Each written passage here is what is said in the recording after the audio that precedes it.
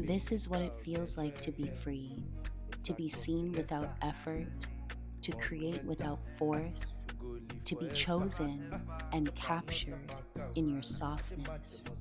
This is Muse Energy.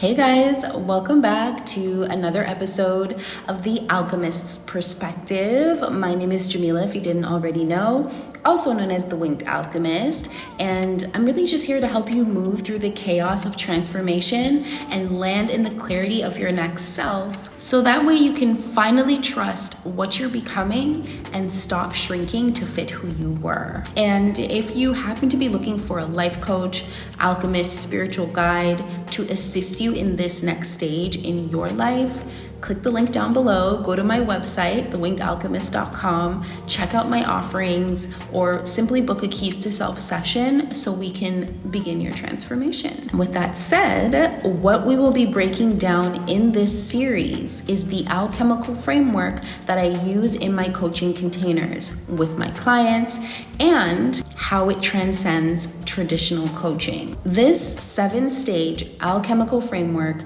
gives form to the formless. Essentially, it is a soul map that speaks to people at the level that they're actually suffering from and not just the surface problem that they articulate or express. Most coaching models work from the top down, from mindset, goals, habits, and actions. But when it comes to alchemy works from the inside out, from identity, shadow, transformation, and embodiment. Now, most people hear the word alchemy. This is actually why I really wanted to do this video or this series. But most people hear alchemy and they think it's some ancient philosophy that cannot be explained. But that's not the full truth. Now, it is ancient, yes, but it's a process that explains true inner growth. And so you're probably thinking, why is this important?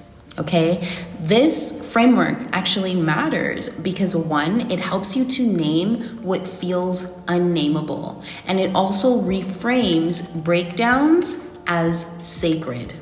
Two, it honors the depth of your journey. A client might come to me thinking that their problem is not knowing how to make money, not knowing how to generate income, when the real issue is disconnection from soul purpose, fear of visibility, generational trauma around worth, specifically, maybe a false self that was built to be safe and not sovereign. Okay, there's a difference. The third thing, it gives you a non-linear roadmap.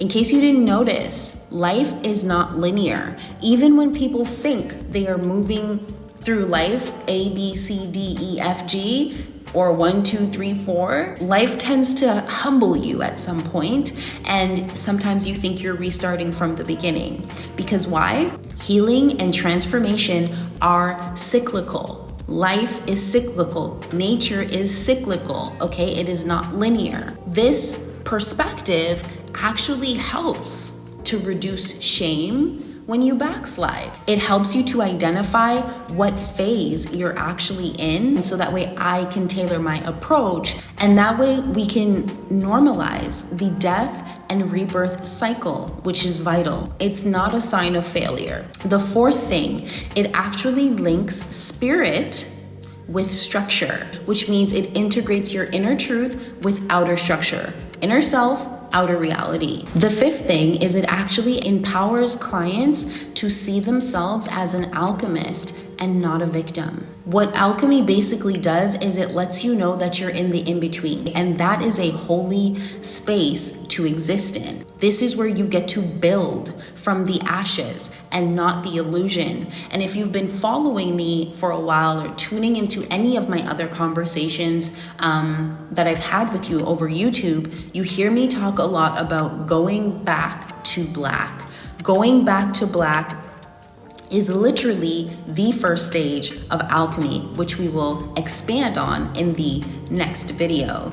But going back to black is literally a holy space to exist in. Why? Because when I say going back to black, I mean you are going back to the infinite potential of what can happen in yourself and in your reality. You are going back to your ultimate truth as what I'm going to explain a little bit later. It basically is an opportunity to strip away everything. This is why people love meditation, because in meditation, you can let go of all the storylines, all the titles, all the traumas, all the memories, all the things that are playing in our subconscious and that essentially present us to the world and define us as that, when in fact, you are much bigger and greater than these things. So what is alchemy really? This was the biggest point that I really wanted to make,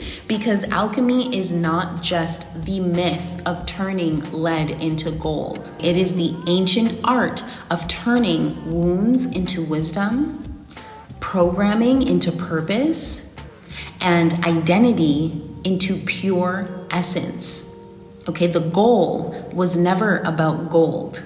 The goal was always about God consciousness. And the evolution into God consciousness isn't really something that you can just intellectualize and study in a book. Alchemy is something that you have to live. It has to happen and exist in your body, in your vessel, in your nervous system, in your breakdowns, in your rebirths. And that space between versions is essentially, it is happening in the holy confusion of the in-between. And see this confusion as holy because it is bringing you back to your infinite self. Now, alchemy is the original psycho-spiritual technology. I mean, long before there were therapists trying to diagnose you left and right, long before there were coaches, all these self-help trends, there were initiates, there were mystics, there were healers, there were alchemists, there were priests and priestesses, okay? These initiates, mystics, healers, alchemists, and so forth, they understood that transformation does not come from adding more, okay? It comes from burning away what isn't real. So when I talk about alchemy in my work, I'm not talking about aesthetic spirituality, okay? I'm not talking about soft life, okay? I'm talking about the radical dismantling of the false self so that way the true self can actually emerge, not from fantasy, but from embodied sovereign, that's a very big word here, from embodied sovereign clarity. Now, in 2025, alchemy matters. And it matters because now more than ever, people are waking up to the truth. The lives that they built, the truth of the fact that the lives that they've built were based on survival, not truth. They're waking up to the fact that their identities were forged in response to trauma, not divinity. And the old ways of pushing, hustling, and pretending are essentially breaking down. And we see it all over the internet. Now, this is where alchemy comes in, because it gives us a blueprint for the unraveling, as well as a blueprint for the rebuilding from the inside out. It tells you you're not crazy. It tells you you're not lost or you're not broken. You know, you're not a failure. It tells you you're not any of these things. And it shows you that you just happen to be in a phase of a process of something bigger than what your first matter, the person who you are in the moment of the suffering. Who you're becoming is much bigger than who you happen to be, or who you were, or who you happen to be in this moment, or who you were previously. And when you know what is happening, you can approach things with a higher mind. You can approach things very consciously. Now, when I say that the goal was never about gold, when I say that the goal was always about God consciousness, let's break this down. So in ancient alchemical texts, the gold wasn't literal wealth. Like the gold wasn't just about getting rich and being able to buy whatever you wanted. Okay, it's very symbolic. It represents the highest version of yourself, the higher self, okay? I know you hear me and all kinds of other people on here talking about the higher self. The higher self, or the future self, is a purified, integrated, divinely connected version of you. And when I say God consciousness, please don't confuse it with religion, because I'm not talking about that.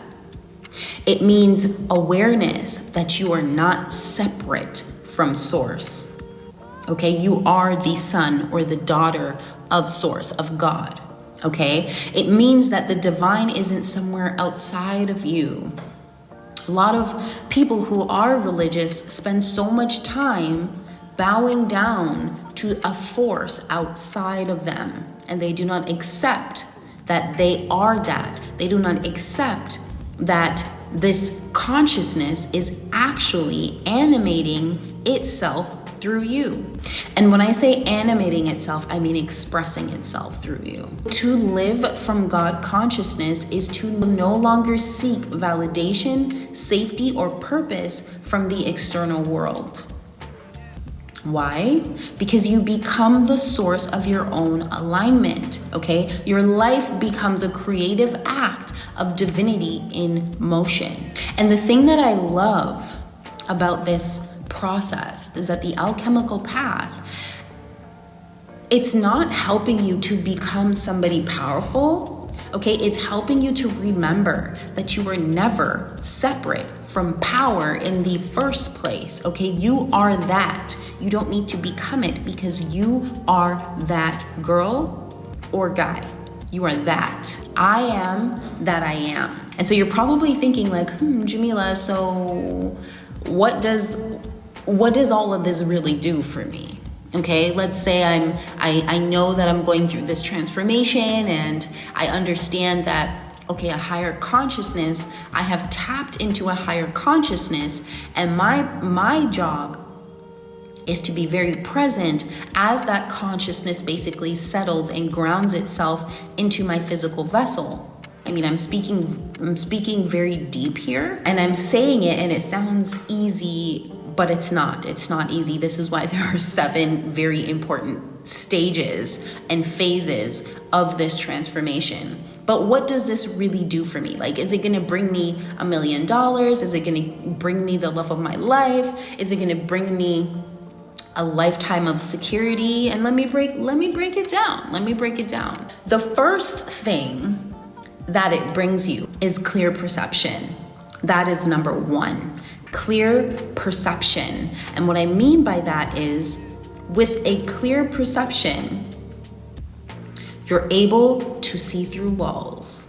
Okay, when I say walls, I mean systems, social systems that are built on lies, essentially illusions, right? You're able to see through illusions of social systems that are built on lies. You're able to see through manipulative systems. You're able to see through your own mental programmings. Okay, your own internal wiring. You're able to see what it really is. You're able to see what it really is, and then you're able to choose differently, especially when it comes to your own mental programming. That's the most important. What does all of this bring you? True liberation from the matrix, from the outer world, from social media. You know what I mean? True liberation from things like self-doubt, from things like unworthiness. True liberation from being caught in technocracy. And I'm gonna break that word down for you a little bit later. The second thing that it brings you is energetic sovereignty. You stop leaking energy into unworthy battles, okay? You stop begging for crumbs of love, attention, and validation. Essentially, you stop being, and this is the word that's been kind of floating around social media lately, is you stop being pick-me-sha. You stop being, what's the word? A people pleaser. Because we all know people pleasers don't do it because they just love overgiving. They do it out of abandonment issues, right? They have a lot of trauma reasons. Like, this people pleasing thing is a trauma response that has basically become part of their identity. And so when we peel those things away, you step more into your sovereignty. The third thing is it actually helps you to master manifestation. And I'm not talking manifestation in the TikTok, Instagram, YouTube kind. You essentially begin to create from the core and not craving. Craving is like the things that you use that are low-level coping mechanisms. You basically purify your desires. You no longer want things just to fill a void, i.e. the $5 million penthouse in the middle of New York City, or to, just to feel validated. A lot of people think the choices that they're making are pure, genuine desires that are placed in their hearts by God. But that is not the truth. A lot of their desires are essentially a reason to fill a void that they experience within themselves. So you're no longer wanting to fill voids. You're really wanting to express your essence. Yes, all of that can look like money. It could look like love. It can look like opportunities, 100%. But never again at the cost of your own soul. And I say that with a mic drop almost. I say it with an exclamation mark. Yes, you attain these things, but these things are a result of your own field, your own aura. Okay, the fourth thing that it gives you, and I think this is my favorite one. The fourth thing that it gives you is peace in chaos, stillness in a storm. What does that mean? It means you no longer fear death. And I'm not saying death in just the physical sense, right? I mean ego death, relationship deaths, identity deaths. Essentially, you trust the cycle. If something needs to go, if something is being burnt away, if something is falling, it is because it's no longer for you. It is because it was not for you. Maybe for a moment, it showed up and it assisted you in a way that you needed. We talk about this all the time when it comes to reprogramming survival instincts. When I say it gives you peace in chaos, there's no need to be in survival. There's no need to fear what is being asked for you to let go of, because you trust the breakdown and the buildup and the breakdown and the buildup. You trust that alchemical process that is part of nature, and being able to be unmoved in chaos, being able to essentially be the stillness in the storm. This makes you unfuckable with, okay? And that, my friend, looks like power to everybody outside of you. Meanwhile, it's not even really power. It's surrender, okay? Which to me is a form of power. And I've been there. I have been in some chaotic experiences that I never thought I would be in, that I was, for lack of better words, I was literally shitting bricks. I was that scared.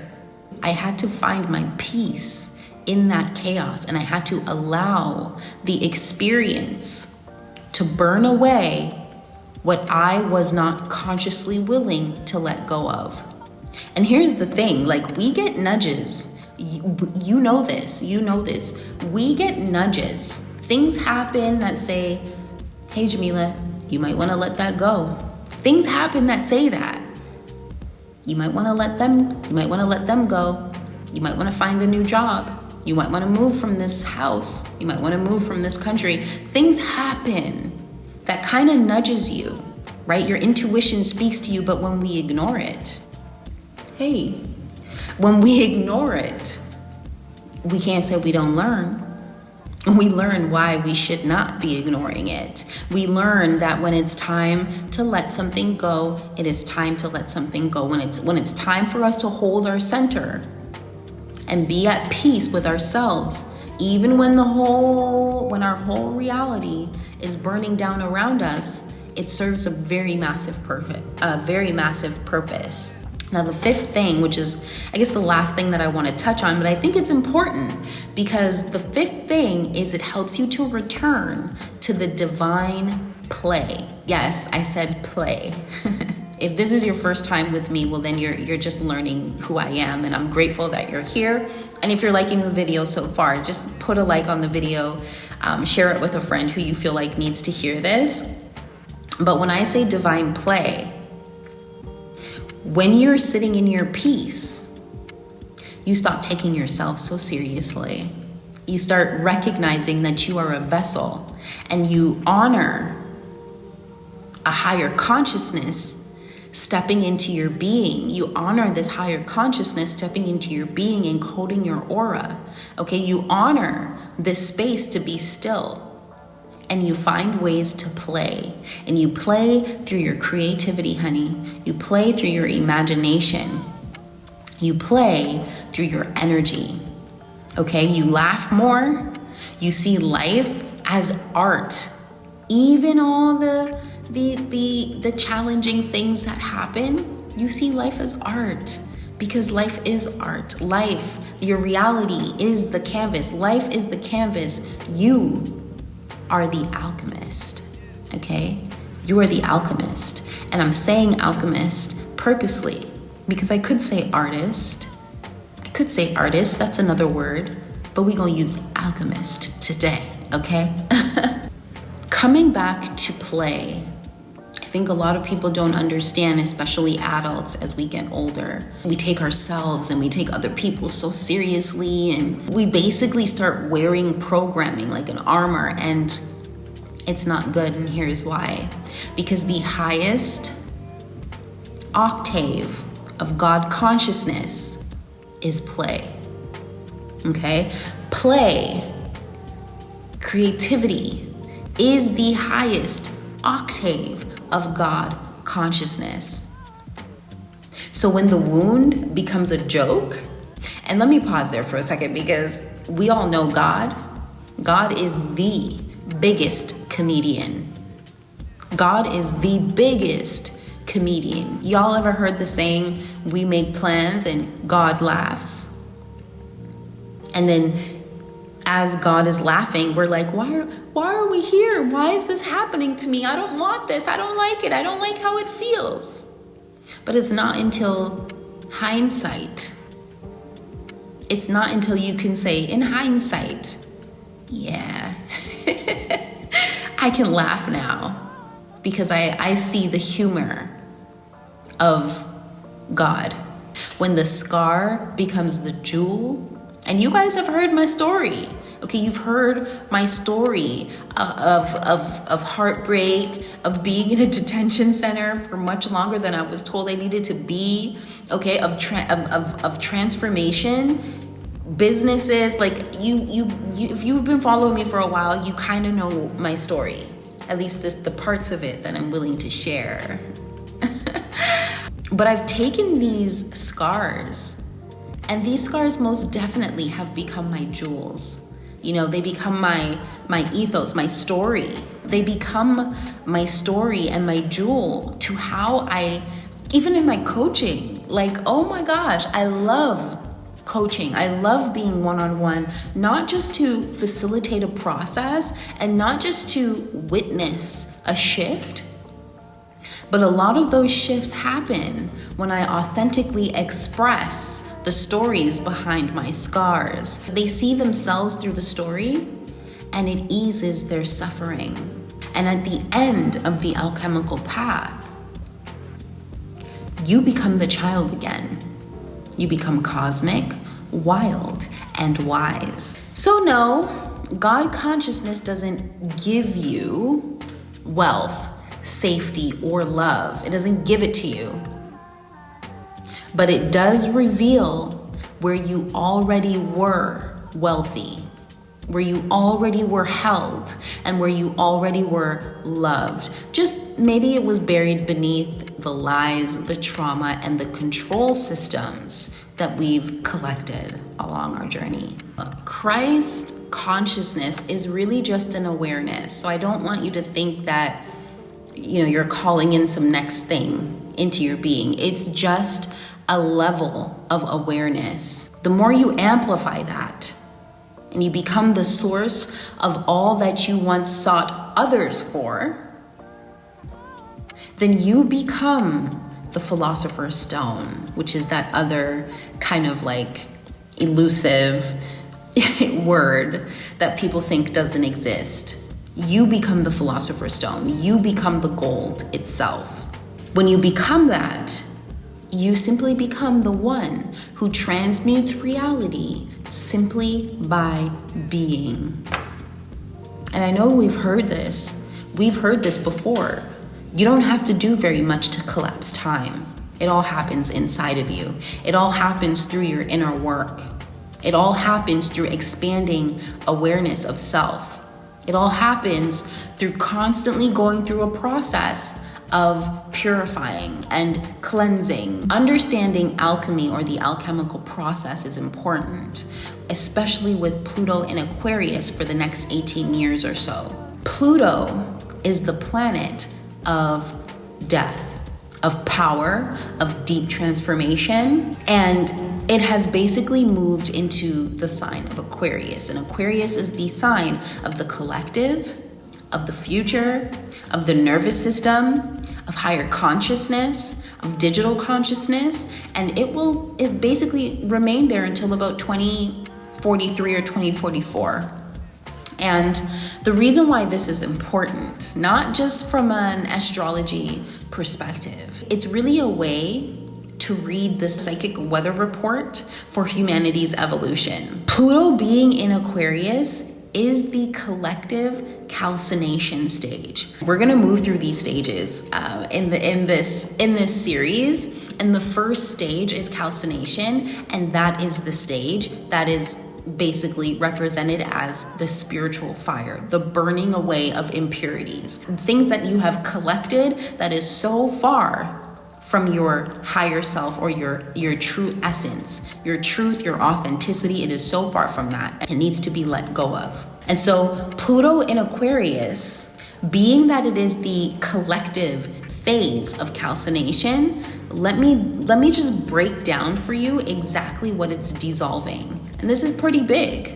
First of all, it's dissolving outdated systems of control, false collectivism based on conformity, not truth, superficial digital identities, technocratic illusions of safety. And I want to break down this word technocratic. I want to break this down because it's important to understand what technocracy, what that really is. And technocracy just means ruled by experts of the system. The term comes from techne, which means skill or craft, and kratos, which means power. And it refers to the social and political system ruled by those who possess technical knowledge, not necessarily wisdom, ethics, or the big one is soul. The technocratic domains of control are the medical industry, media and information control, education systems, digital surveillance and AI, economic work systems, and I say this very heavily, this idea of productivity has completely replaced soul-led purpose. And that is what we're getting back to. Workers have been optimized like machines, and now what? Now they're basically moving workers out. They're employing AI, and they've just left you with your whole entire self to clean up. They've left you with this identity. And while this is a blessing, It is a blessing if you're able to see it as that. Like for any of you who have been let go of and find yourself, basically in a state where your world is falling apart. This is why it's important to understand alchemy, because you can see this as a blessing and you can see it as an opportunity to view God's plan for you, which is greater than any elite or any technocratic domain that has been really dishonoring its people for a very long time. The algorithm has replaced intuition. The institution has replaced individual sovereignty. But it's important to know that all of these structures are being brought down to size.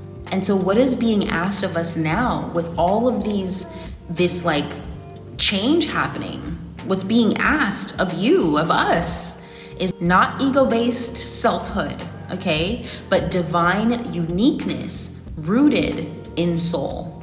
And this is why I'm like, listen, if you find yourself in a space where I'm gonna mention coming up very soon, book a Keys to Self session, because I'm not a therapist. I'm an alchemist, right? And when we talk about divine uniqueness rooted in soul, this is where my tailoring comes in, because I'm not just tailoring like assignments and just giving you tools and tailoring your transformation in this sense. I'm going straight to your energetic blueprint. Your energetic blueprint is the blueprint of your soul. It is the blueprint of what you are here to learn, what you are here to let go of, what you are here to essentially adopt, what parts of you you're here to learn to embody, what your weaknesses are, what your gifts are, how to use your gifts. Essentially, I am leading you back to you. Now, to survive these next 18 years, this era, Pluto in Aquarius, to survive this era, not just physically, but spiritually, you must become who you actually are. We all know Aquarius is all about authenticity. Authenticity has been a buzzword in the market these days. And it's not a buzzword because it's cute. It's a buzzword because it is a literal reflection of what is happening on an energetic level. It is a literal reflection of what is happening on a soul level inside each and every one of you, at least the ones who have a soul.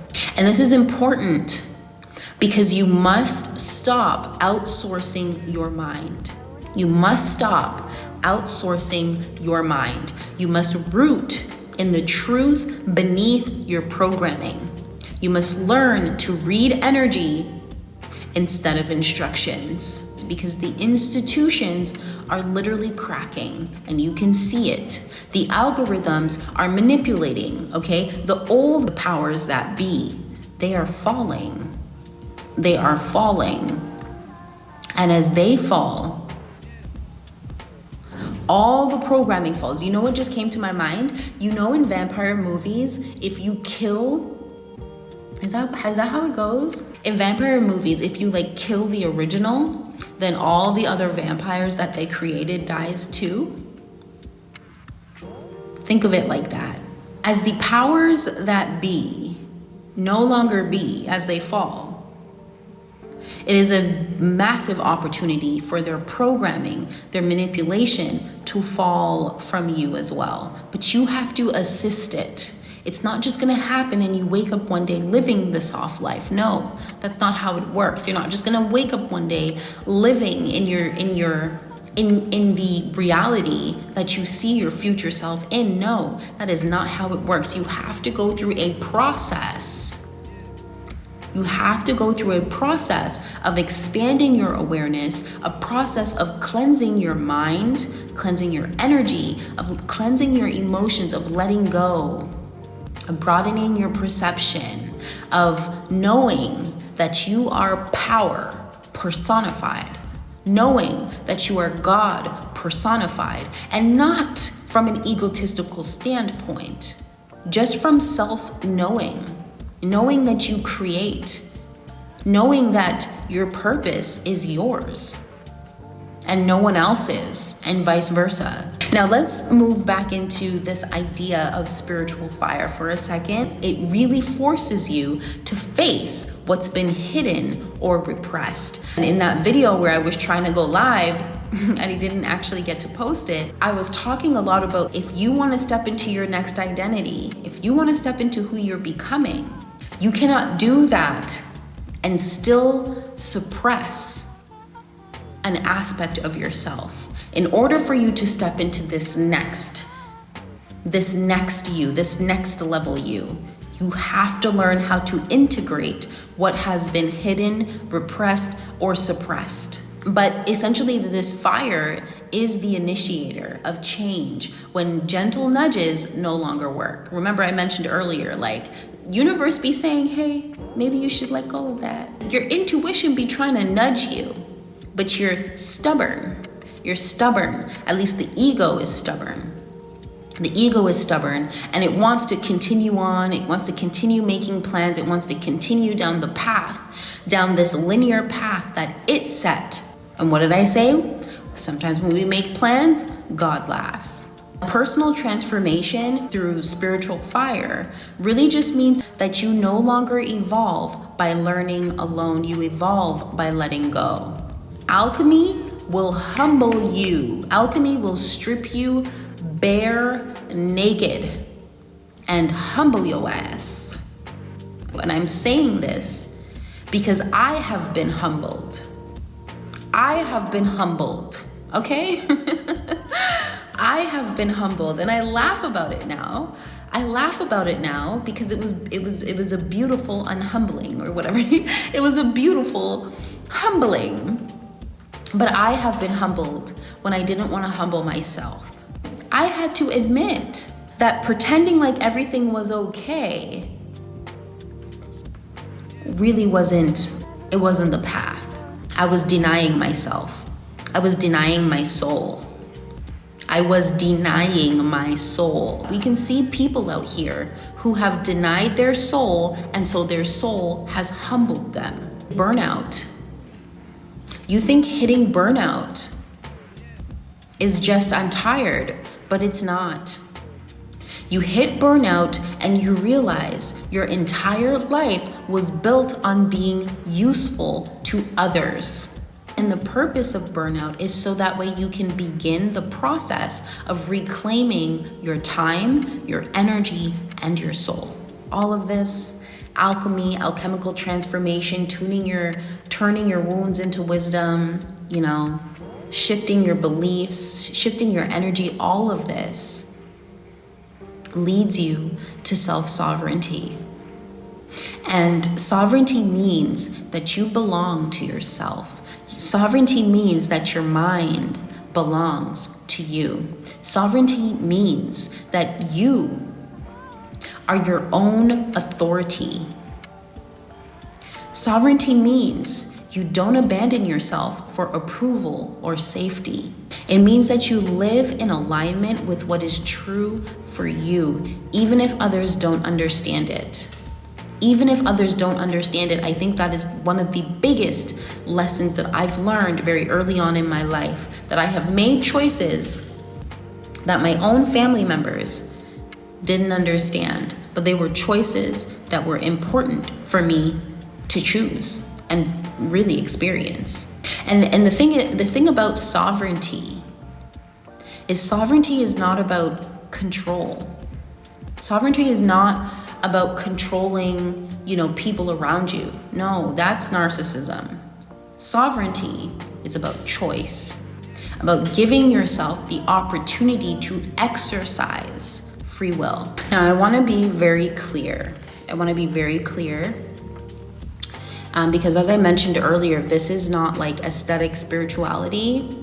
Okay, this is not light work. It's not easy work, but it is soul work. And soul work is always going to be the path of least resistance. Soul work is always going to be the path of least resistance. I think one thing that I want to say out loud You're not designed to feel soft and pretty every single day of your life. Okay, you were designed to evolve. And in order to evolve, evolution takes shedding. This is really the kind of work that empties you of who you thought you were. And as I said before, it will humiliate the full self so that you can finally be who you're truly meant to be. You can finally be who you truly are. And so when I say come and work with me, I'm not here to sell you a glow up that they sell you on social media. That, my friend, does not last. I don't speak on this. It's kind of hot. I don't speak on this because I read it in a book. Okay? I speak on this because I've lived through the spiritual fire.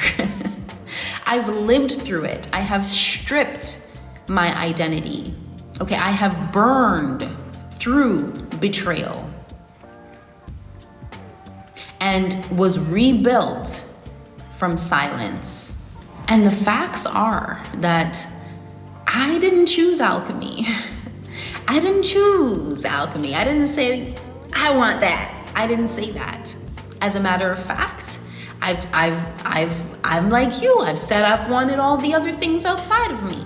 I didn't choose alchemy. Alchemy chose me. And if there's one thing that you cannot do through these stages, is rush transformation. Because rushing is ego. Sitting is alchemy. Each stage literally serves a purpose. We talked a lot about the fire burning. The water actually cleanses. The air separates. And the earth, it holds. You're not meant to skip from breakdown to breakthrough. And I know people love to talk about the breakdown and then the breakthrough. It's like, oh, you were broken, now all of a sudden you're making $1 million. No one's talking about the alchemy that they had to basically live through in between the two. No one talks about that. They barely say, oh, but it wasn't easy. And that was it. You're meant to sit in the ashes and learn to listen there. It takes work. So are you in a process right now of alchemy? If you've lost your sense of direction and nothing external is satisfying, maybe you're doing everything right and still feel empty. You might be exhausted from shape-shifting for approval. Maybe you're questioning your work, your relationships, and your entire identity. Now, this series is for those of you who are already burning. Those of you who are suffering. For those who can't go back to who they were, but don't know how to become who they're meant to be. For those of you who feel like your old self is dying, you're probably right. And this is your map.